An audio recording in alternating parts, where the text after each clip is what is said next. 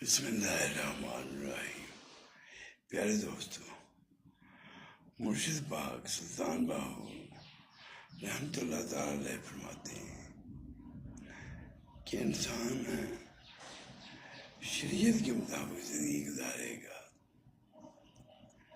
اور شریعت پہ عمل کرے گا تو اس کے بعد ہی انسان کا جو ذکر اللہ ہے، اللہ کو یہ ذکر کرے گا، ذکر قلبی کرے گا، تب انسان اس ذکر سے مستفید ہوگا، یعنی اپنے آپ کو قرآن اور سنت کے مطابق عمل کرنے والا بنائیں، تاکہ آپ اللہ تعالیٰ کی جو رحمت ہے اس کی امیدوار ہو سکے۔